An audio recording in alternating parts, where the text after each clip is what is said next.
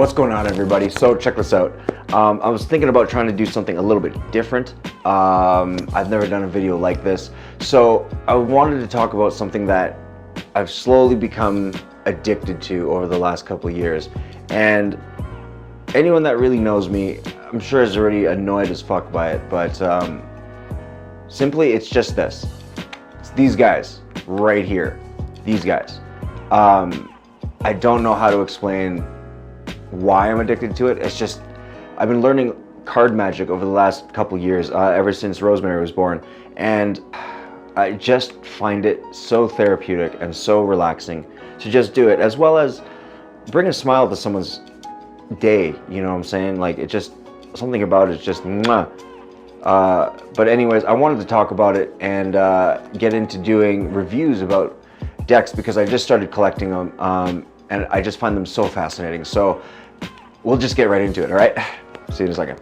Okay, today I'd like to review this gorgeous deck of ARRCO white standard playing cards brought to us from the USPCC.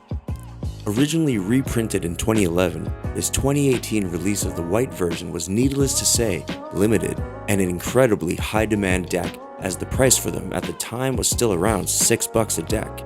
And being out of print for so long, the USPCC alongside project creator Will Roya decided it was time to bring back a classic.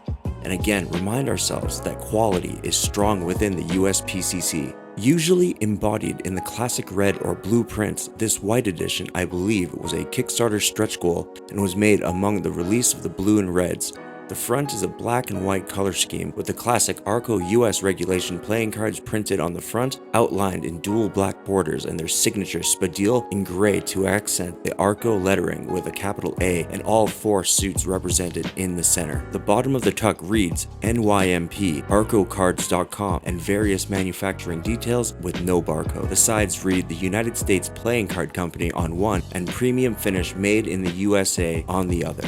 The top flap reads poker size and 501 with no seal as well. Further research unfortunately has not revealed the 501 meaning or purpose. The cards themselves are as to be expected. Printed by the USPCC out of Erlanger, Kentucky, it maintains the classic ARRCO back design, gorgeous with its ability to be extremely busy up close, but still instantly recognizable at a distance, and faces that are akin to the ARRCOs found from the 80s and earlier. Longer framed royal faces with an emphasis on softer, more detailed lines and expressions with more personal touches around hands, more characteristic faces, and small features like the eyes and overall detailing in the royal attire. The pips are, in comparison to a bicycle standard print, a little more crushed in size, and in the only words I can think of, a little chubbier, which, like classic ARRCO or Tahoe cards, it's well suited and welcomed as a gentle reminder again of what classic cards looked like in the days of Motown, or at a gas station in the middle of nowhere playing solitaire in the late 60s, waiting for your car to get an oil change. Again, because this is a limited release deck, it features an inverted black and white color scheme.